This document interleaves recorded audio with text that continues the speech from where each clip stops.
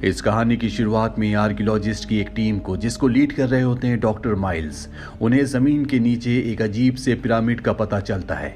और ये पिरामिड होता है मिस्र में, जहां सभी पिरामिड्स की 4 साइड्स होती हैं। जमीन के नीचे इस पिरामिड की मात्र 3 साइड्स हैं। आर्कियोलॉजिस्ट की टीम इसकी खुदाई करना चाहती है, इसके अंदर एंटर करना चाहती है, लेकिन मिस्र के लोग ऐसा नहीं चाहते, इसीलिए वो प्रोटेस्ट करते हैं।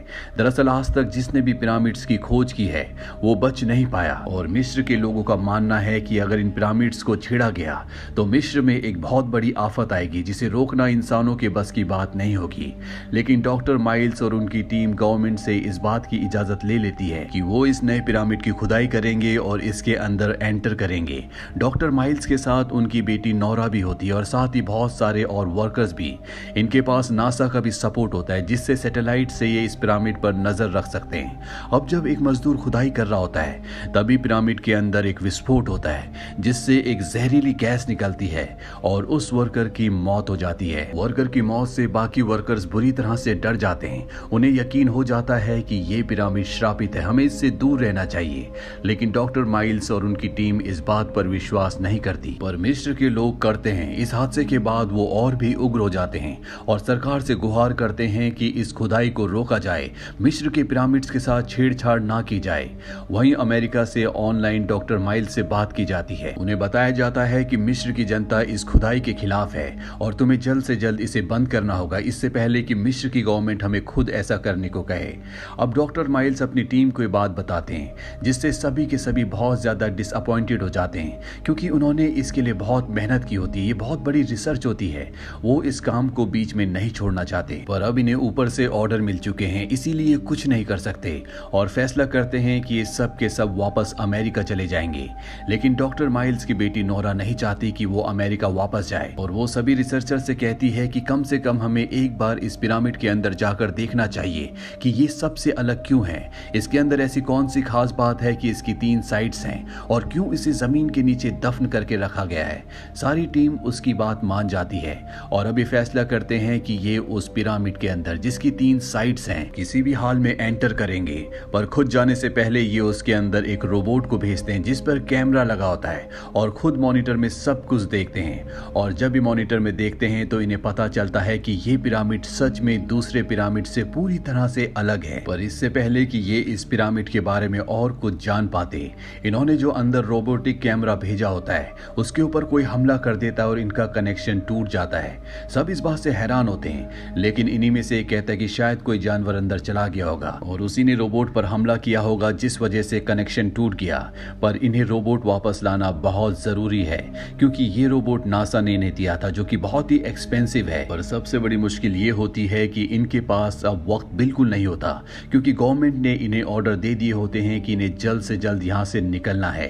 यहाँ पर आर्मी भी होती है जो इन्हें यहाँ से जाने के लिए कहती है। पर पूरी टीम फैसला करती है कि ये पिरामिड के अंदर जाएंगे, अपने रोबोट को वापस लाएंगे और साथ ही पता लगाने की कोशिश करेंगे कि इस पिरामिड के अंदर खास बात क्या है। अंदर जाने से पहले ये एक पोल के साथ एक तार बांधकर अपने साथ ले जाते हैं, ताकि ये रास्ता ना भूल जाएं। और अब ये सब के सब पिरामिड के अंदर एंटर कर जाते हैं। अंदर बहुत ज्यादा अंधेरा होता है, इन्हें कुछ भी समझ में नहीं आ रहा होता, और ये धीरे धीरे पिरामिड के अंदर बढ़ना शुरू करते हैं। और कुछ ही दूर जाने के बाद इन्हें 3 अलग अलग रास्ते मिलते हैं। ये कंफ्यूज हो जाते हैं कि इन्हें कहाँ जाना चाहिए, और जब इन्हें ऊपर का रास्ता दिखता है तो ये सब के सब ऊपर जाने लगते हैं।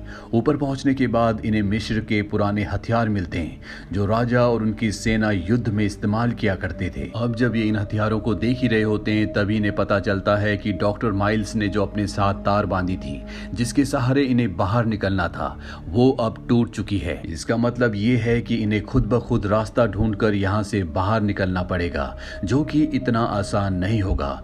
यहाँ पर इनके सामने 3 अलग अलग रास्ते हैं, जो कि बिल्कुल एक जैसे हैं, लेकिन इन तीनों रास्तों पर अलग अलग निशान होते हैं। ये तय करते हैं कि ये एक रास्ते से आगे बढ़ेंगे। काफी देर तक ये उसी रास्ते पर चलते रहते हैं, जहाँ पर इन्हें अंधकार के अलावा कुछ भी नहीं दिखता, और इन सबको समझ में आ जाता है कि इन्होंने जो रास्ता चूज किया था वो बिल्कुल गलत था, और ये पिरामिड के बाहर की तरफ नहीं, बल्कि लगातार पिरामिड के अंदर आ रहे हैं, और बाहर किसी को नहीं पता कि ये अंदर हैं, क्योंकि ये सबसे छुप कर आए हैं। इसका मतलब ये है कि कोई इन्हें यहाँ पर कभी भी ढूंढने भी नहीं आएगा। अब ये लगातार आगे बढ़ते रहते हैं और एक हॉल हॉल में पहुंच जाते हैं जहां पर इन्हें अपना वो रोबोट मिलता है जिसे ढूंढने के लिए ये सब यहां पर आए थे।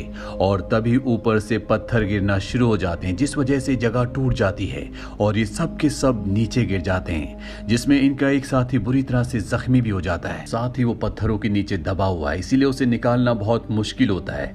अब इन्हीं की टीम में एक लड़की ऊपर की तरफ जाती है और जब वो ऊपर जा रही होती है सामने से एक अजीब सा जानवर आता है जो उसे पंजा मारकर जख्मी कर देता है और वो ऊपर से नीचे गिर जाती है। अब ये सब के सब डर जाते हैं, इन्हें समझ में नहीं आता कि इन्हें क्या करना चाहिए।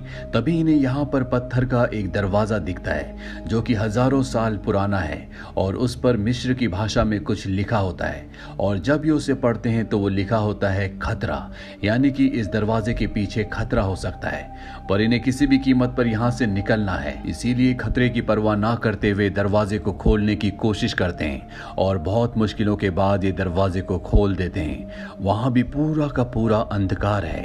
ये धीरे धीरे आगे बढ़ते हैं और तभी इन्हें कुछ आवाजें आती हैं और जब ये इन आवाजों को ध्यान से सुनते हैं तो ये इंसानों की आवाज होती है।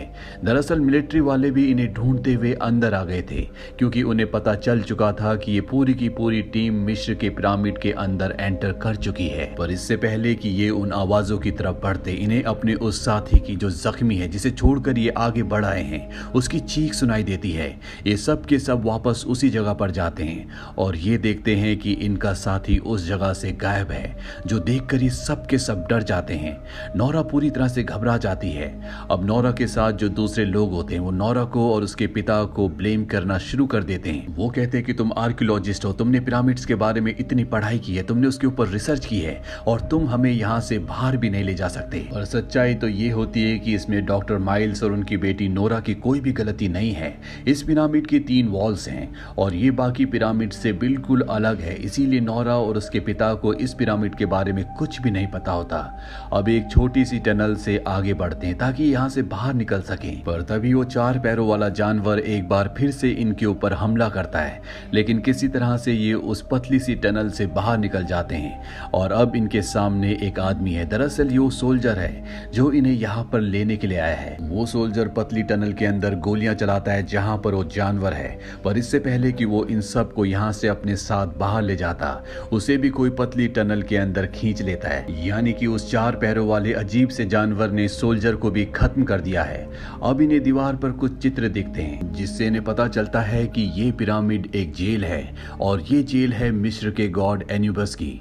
दरअसल उसे स्वर्ग से निकाल दिया गया था और उसके बाद उसे इस पिरामिड में कैद कर दिया गया और उसे तभी मुक्ति मिलेगी जब वो किसी ऐसे इंसान का दिल हासिल कर लेगा जिसकी आत्मा, जिसका मन, जिसका दिल पवित्र हो। इसीलिए वो इंसान को मारकर उसका दिल एक तराजू में रखता था जिसकी एक तरफ उसकी आत्मा होती थी, यानी खुद एन्यूबिस की आत्मा, और दूसरी तरफ उस इंसान का दिल। अगर दिल वाला पलड़ा उसकी आत्मा से भारी हुआ तो इसका मतलब है कि वो इंसान नेक है, लेकिन एन्यूबिस को आज तक ऐसा इंसान, ऐसा दिल नहीं मिला। इसीलिए वो एक एक करके यहाँ पर सबको मार रहा होता है। ये लोग सब के सब निकलने की कोशिश करते हैं लेकिन एन्यूबिस अब इनके सामने आ जाता है और वो डॉक्टर माइल्स को और उनके साथियों को मार देता है। और अब यहाँ पर डॉक्टर माइल्स की बेटी नोरा और उसका एक साथी बचते हैं। इन्हें टनल के ऊपर एक रोशनी दिखती है और जब ये उस रोशनी की तरफ बढ़ते हैं तभी एन्यूबिस वहां पर आ जाता है और वो नोरा के साथी को मार देता है। वही नोरा अब इस टनल से निकलने वाली है। दरअसल जो सोल्जर टनल के अंदर आया था उसने यहाँ पर एक सीढ़ी छोड़ी होती है और उसी से चढ़कर नोरा बाहर निकलने वाली होती है कि वो थकान के कारण वहीं पर बेढाल हो जाती है। अब उसके अंदर इतनी हिम्मत भी नहीं है कि वो आगे बढ़ सके, जबकि एग्जिट उससे कुछ ही दूरी पर होता है। पर तभी वहां पर एक बच्चा आता है जो नोरा के कैमरे को उठाता है और उससे खेलना शुरू करता है। नोरा उससे कहती कि प्लीज मेरी मदद करो, पर इससे पहले कि वो बच्चा उसकी मदद करता उनके पीछे एन्यूबस आ जाता और इनके ऊपर झपट्टा मारता है और इसी के साथ ये कहानी यहीं पर खत्म हो जाती है। ये फिल्म सन 2014 में रिलीज हुई थी। IMDb पर इसकी रेटिंग है 4.6। उम्मीद करते हैं कि ये कहानी आपको पसंद आई होगी। ऐसे में बड़ा सख्त लौंडा हूं, लेकिन यार यहाँ में पिघल गया।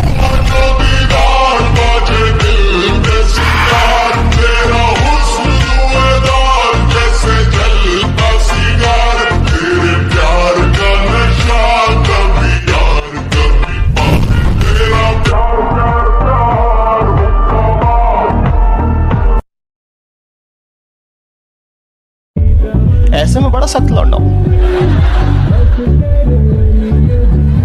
लेकिन यार यहाँ में पिघल गया।